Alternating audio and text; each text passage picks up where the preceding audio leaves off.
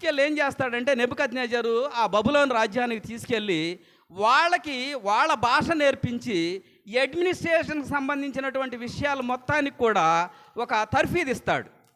మంచి అడ్మినిస్ట్రేషన్కి తయారవుతాను. వీళ్ళని తీసుకెళ్ళటం వల్ల ఆ బాబిలోని రాజ్యానికి మంచి ఇది కూడా వచ్చింది. ఏమిటంటే ప్రపంచంలో 7 వింతలు ఉన్నాయి. ఆ 7 వింతల్లో ఒక వింత బాబిలోన్లో ఉంది. అదేంటంటే వేలాడే ఉద్యానవనాలు అంటారు. అవి దానియేలు లాంటి యవనస్తులను తీసుకెళ్ళి వాళ్ళ యొక్క ప్రోత్సాహంతో తయారు చేసినటువంటిది ఇది. అంటే ప్రపంచానికిలో కూడా బాబిలోని గుర్తు తెచ్చిచ్చిన వాడు యోధావారు. అంటే యోధా జాతి లేనటువంటి ఏది కూడా లేకోకుండా లేదు దరిదాపు.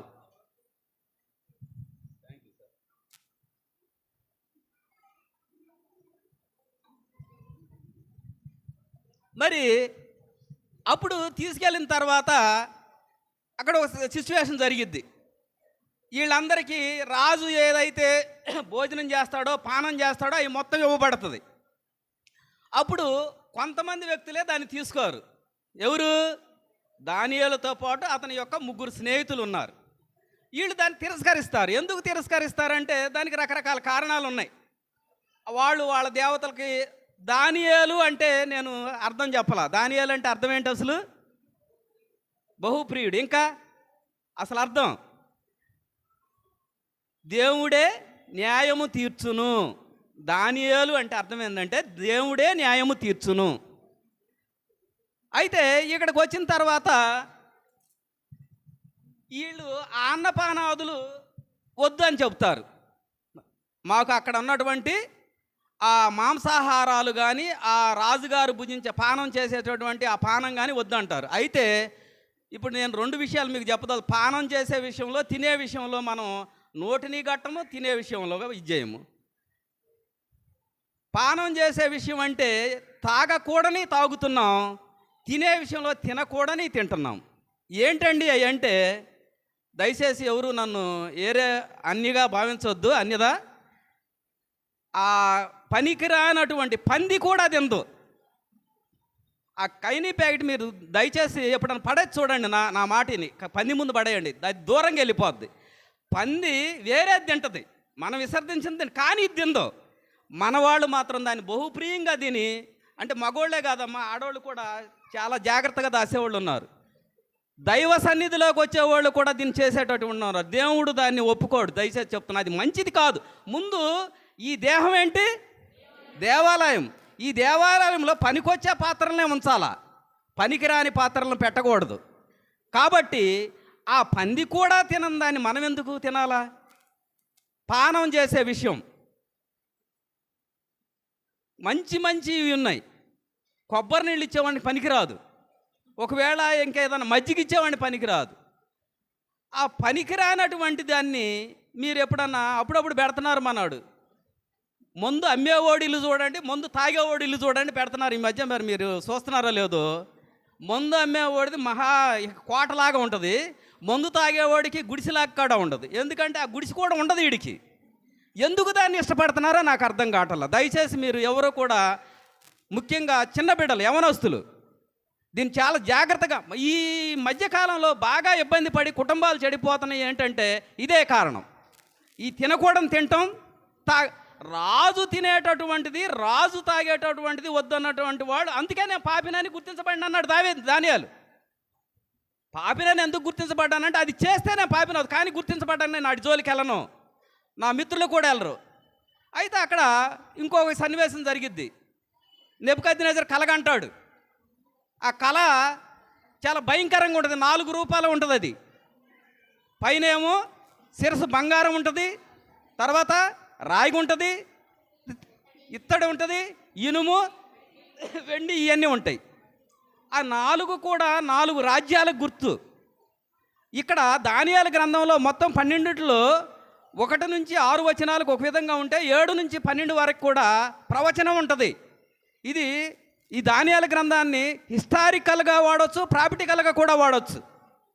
ప్రాక్టికల్గా అంటే దేవుని యొక్క జ్ఞానం ఏ విధంగా పొందాలి, దేవుని ప్రవచనాలు ఏ విధంగా అర్థం చేసుకోవాల్సినవి ఈ దానియేలు గ్రంథంలో ఉన్నాయి. హిస్టారికల్ అంటే ఇశ్రాయేలీలు నడిచినటువంటి నడత, ఆ కాలంలో వాళ్ళు అనుభవించినటువంటి బాధలు, ఆ దేవుని యందు వాళ్ళు చేసినటువంటి సేవ, ఇదంతా కూడా హిస్టారికల్ ఎవిడెన్స్ ఈ దానియేలు గ్రంథానికి సంబంధించి. ఆ కళ యొక్క భావాన్ని చెప్పినప్పుడు అక్కడ తీసుకొచ్చి ఇవన్నీ నేర్పించి ఇది చేసినప్పుడు అప్పుడు నెబుకద్నెజరు దానియేలుకు ఇంకో పేరు పెట్టుకుంటాడు. ఏం పేరు పెడతాడు? బెల్తషాజరు. బెల్తాజరు ఇంకో పేరు ఉంది. బెల్తాజర్ అనే ఆయన ఏమో నెబుకద్నెజరు మనవడు రాజు అవుతాడు. తర్వాత దానియేలు అతనికి కూడా ప్రధానమంత్రిగా చేస్తాడు. బెల్తషాజరు అంటే దీని అర్థం ఏంటంటే వాళ్ళ దేవతల్లో ఒక దేవత దేవునికి ఇష్టమైన వాడు. అంటే నెబుకద్నెజరు ఈ దానియేలుని ఎంత ప్రేమించాడో దీన్ని బట్టి అర్థమవుతుంది మనకి. అంటే దేవునికి ఇష్టమైన వాడు అనే పేరు నాకు ఇష్టము, అది నేను దేవుడు ఆరాధించాయనని పెట్టుకున్నప్పుడు అప్పుడు అక్కడ ఒక ఇది జరిగిద్ది. ఆ ప్రతిమకి అక్కడ దానియేలుని రకరకాల ఇబ్బందులు పెట్టాల్సిన ఇది వచ్చినప్పుడు ప్రార్థన చేసుకోవడానికి కూడా సమయం అయినప్పుడు దానియేలుని తీసుకెళ్ళి ఏం చేస్తారు? ఇది రెండో సింహాల బోన్ తర్వాత అమ్మ అగ్నిగుండం మర్చిపోకూడదు. అగ్ని ఆరదు, కానీ అక్కడ అగ్ని ఆరలేదు, కానీ పురుగు తాలేదు. మరి దానియేలు లాంటి వాళ్ళు అతనితో పాటు స్నేహితులు నలుగురితో పాటు ఇంకో వ్యక్తి కూడా తిరగటం చూశారు. మరి అప్పుడు అంటే దానియేలు అది చూసిన తర్వాత నెబుకద్నెజరు హెచ్చించబడి చాలా స్థాయికి వెళ్ళి దానియేలుని చాలా ఉన్నతమైన స్థితిలో పెట్టడం జరిగిద్ది. అప్పుడు దానియేలు ఏం చెబుతాడంటే రాజు దగ్గరికి వెళ్ళి, రాజా నేనే కాదు నాతో పాటు ఆ కలభావం చెప్పడానికి కూడా దానియేలు అతని మిత్రులు ఒక రాత్రి అంతా ప్రయాసపడి ప్రార్థన చేస్తారు. అది 2వ అధ్యాయంలో చూస్తే మీకు క్లియర్గా ఉంటుంది.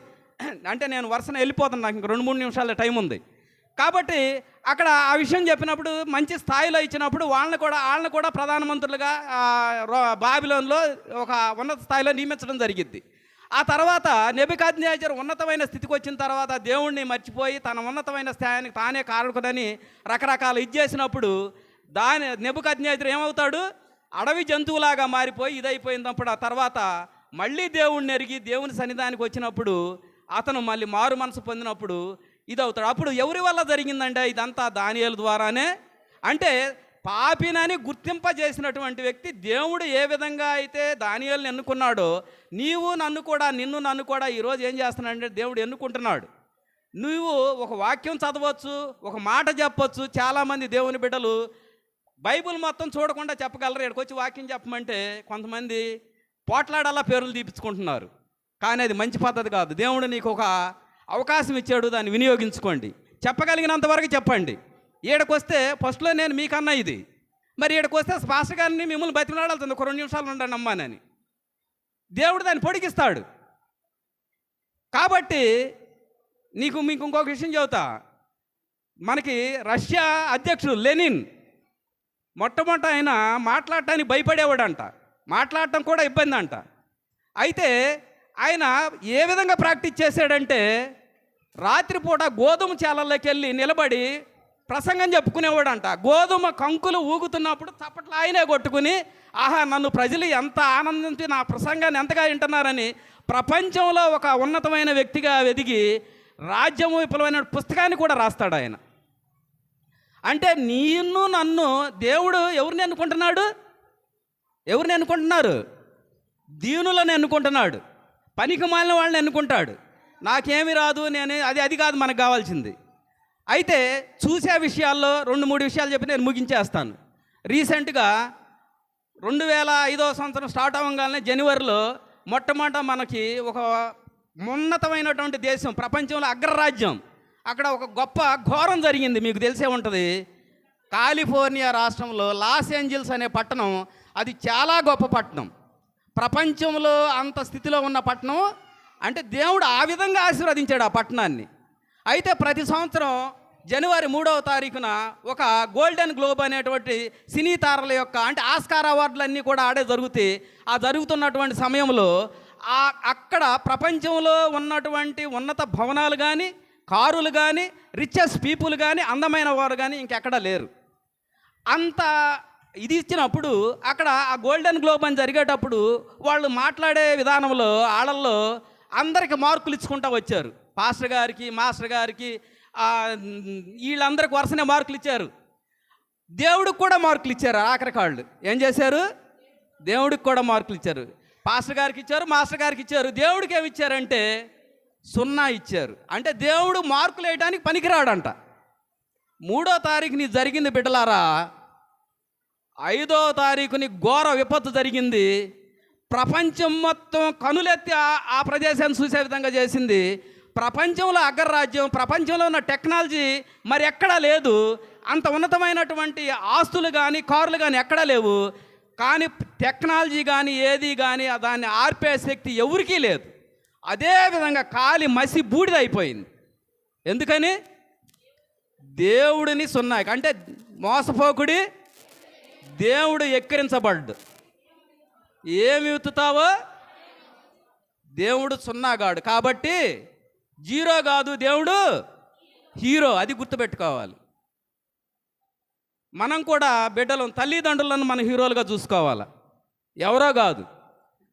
తర్వాత నేను ఇంకా 2-3 విషయాలు చెప్పి 10 అవుతుంది, 8-10 అవుతుంది, ముగించేసే. బిడ్డలు ధరించే బట్టల్లో కూడా చాలా స్లీవ్లెస్, చూడటానికి అసహ్యం. ఒక తండ్రికి ఒక బిడ్డ వేసుకున్న బట్టల గురించి చెప్పడానికి ఒక ఆలోచన చేశాడు, ఏం చేయాలా ఎట్లా అని. ఒక ఐఫోన్ కొనిచ్చాడు పిల్లకి. ఐఫోన్ ఇష్టమైనటువంటి వస్తువు కొనిగానే మనం ఏం చేస్తాం, దాన్ని చాలా ముస్తాబు చేసుకుంటాం. వెంటనే ఆ పిల్ల కవర్ వేసింది, దానికి అర్థం వేసి చాలా చేసింది. కానీ బట్టలు స్లీవ్లెస్. తండ్రి ఆ పిల్లకు ఒక ఉదాహరణగా ఒక హెచ్చరిక చేయాలనుకున్నాడు. అది మంచి తండ్రి కాబట్టి ఆయన ఏం చేశాడంటే, అమ్మ ఐఫోను మామూలుగా ఉంటే వాడుకోకూడదా అన్నాడు. వాడుకోవచ్చు డాడీ. మరి ఏంది దీనికి కవర్ వేసావు, ఇదంతా వేసావు అన్నప్పుడు, ఈ వేస్తే దీనికి ప్రొటెక్షన్ దాడి, ఇదైతే దీనికి రక్షణ దాడి, ఇది బాడవకుంటుంది దాడి, ఇబ్బంది ఉండదు దాడి అని చెప్పింది. అమ్మ, దేవుడు మనకు శరీరాన్ని ఇచ్చింది కూడా, ఇది ఒక ఆలయము. దీన్ని జాగ్రత్తగా చూసుకున్నంతకాలమే మనం జాగ్రత్తగా ఉంటాము. దీన్ని విచ్చలవిడితనంగా కానీ, దీన్ని ఈ విధంగా ఈ రక్షణగా కానీ కాపాడుకోలేనప్పుడు ఇబ్బంది కలిగిద్ది అన్నప్పుడు ఆ పిల్ల కన్నీరు పెట్టుకుని తండ్రిని ఒక ఇదిగా ఎంచుకొని మారటానికి అంటే మనం బిడ్డల్ని మార్చాలనుకుంటే కొట్టడము, తిట్టడము, బాధ పెట్టడము అంతా దీనికి వెళ్ళాల్సిన అవసరం లేదు. దానికి సున్నితమైన మార్గాన్ని ఆలోచన చేయాలి. దేవుని బిడ్డలారా, మనం కూడా మన బిడ్డల మాట వినప్పుడు వాళ్ళని కొట్టడమో, తిట్టడమో, బాధ పెట్టేది అది కాదు. వాడు చేసే తప్పుకి ఒక చిన్న పరిష్కారం ఆలోచించాలి. తర్వాత చిన్న బిడ్డలను ఏ విధంగా దారిలోకి తీసుకోవాలంటే, ఇప్పుడు దివ్య సండే స్కూల్ పెడతా ఉంటుంది, మంచి మంచి వాక్యాలు చెబుతూ ఉంటుంది పిల్లలకి.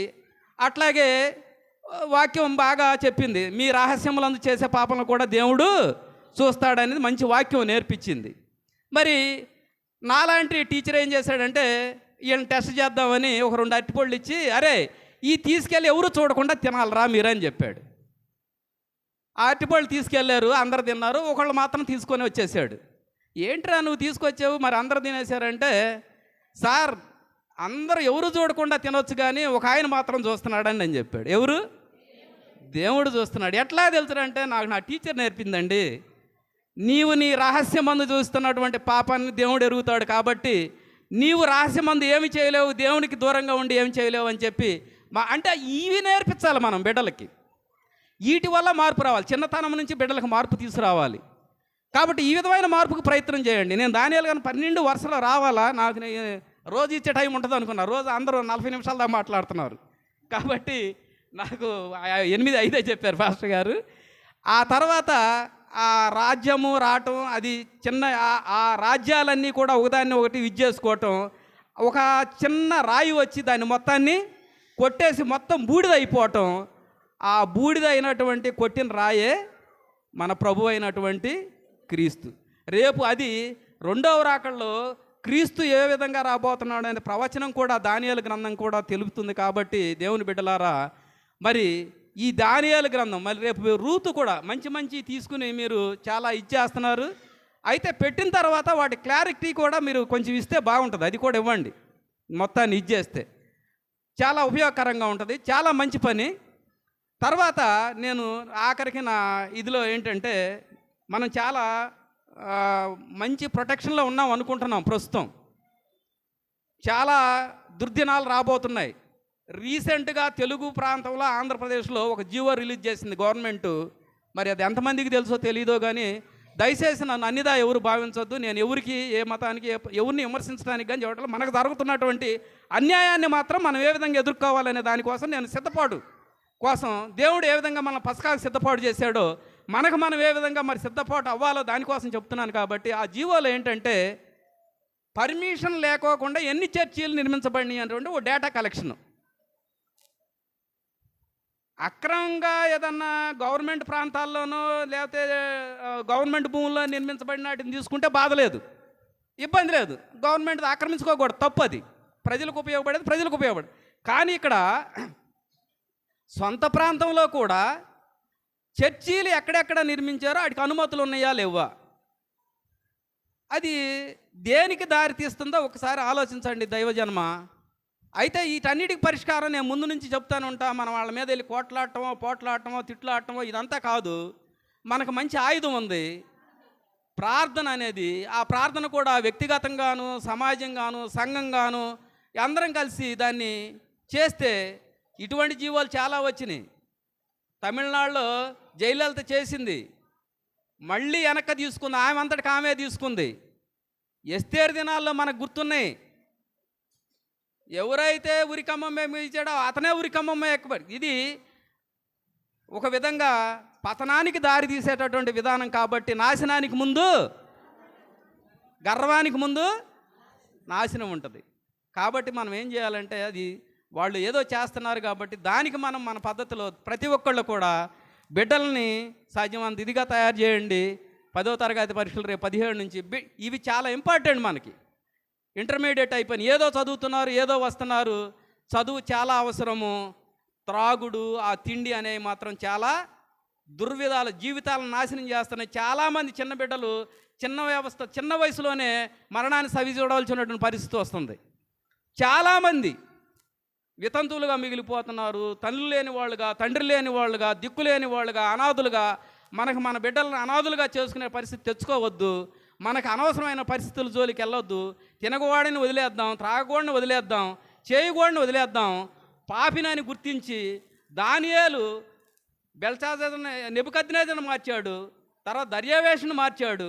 తర్వాత బెల్షాజరు ఆ ఉపకరణంలో తాగి ఆ వచ్చినటువంటి అర్థాన్ని చెప్పి ఎమ్మటే ఆ రాత్రికి రాత్రే చనిపోయే విధంగా ఇదైంది. కాబట్టి ఈ దానియేలు గ్రంథంలో ఉన్నటువంటి ప్రవచనాలని, రూతు గ్రంథానికి ఇట్లాంటివన్నీ కూడా బిడ్డలకు తెలియజేస్తే భవిష్యత్తులో మనకి వాళ్ళు మంచి జీవితాన్ని జీవించడానికి, ప్రభు మార్గంలో ఉండడానికి ఉపయోగపడుతుందని మరి మీ అందరికీ ప్రభు పక్షాన తెలియజేస్తూ, అవకాశం ఇచ్చినటువంటి అయ్యగారికి మీ అందరికీ కూడా నా హృదయపూర్వక నమస్కారాలు తెలియజేస్తూ ముగిస్తున్నాను. Thank you.